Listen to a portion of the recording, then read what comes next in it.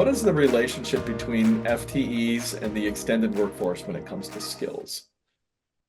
Like, Yes, is there a way to get towards that universal approach, and is skills a way I, to do it? I think that there definitely is, but you have to get that agreed taxonomy and oncology to start with. But get to that taxonomy of making sure that the way you're going to market for non-employees, you have the same skills taxonomy that you have with your own employees. Mhm. And the challenge there is that, you know, those employers could have started a few years ago and nobody's updated their details since.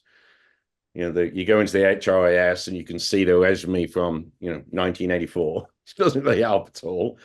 So the to get the two connected in the real world is you have to go on that journey of understanding the talent you've already got.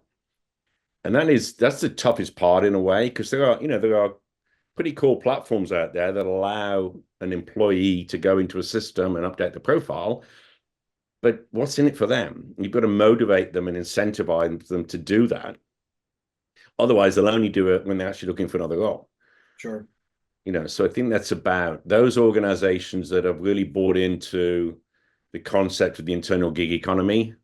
We used to call it talent mobility, or internal hiring, if we go back far enough. But now it's called, Sure.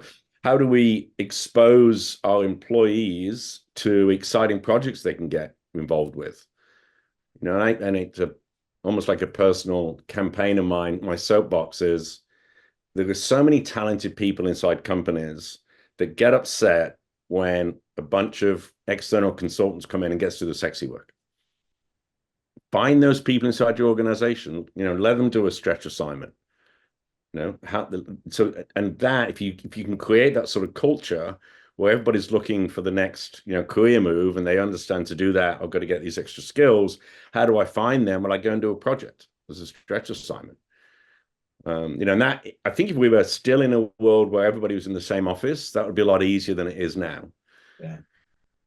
So are you talking about a talent marketplace then, like an internal Yeah, talent marketplace for, yeah, here's project work, sign up for it if you're interested, or, do your, absolutely. Yeah, and then that can be used to break the work down into skills. And if you can't find someone internal, maybe you go external for the yep, certain role. I know we're putting project teams together, and our customers are putting project teams together, and they're blended teams. There might be full-time, there might be contractors and consultants, there might be freelancers, depending on how the mix works out and who's available. right, So yeah. it seems like that. Real quickly, could you explain what you mean by taxonomy? It sounds like a fancy term that Yeah, basically means a lot is of different things. Yeah. having a agreed definition of what you call skills, and then having the ability to, if you're going to do benchmarking and understanding how you're performing against other organizations, what you should be, everything else, whatever the taxonomy you're using, the way you're describing those things internally, have to link to an external, industry recognized data point.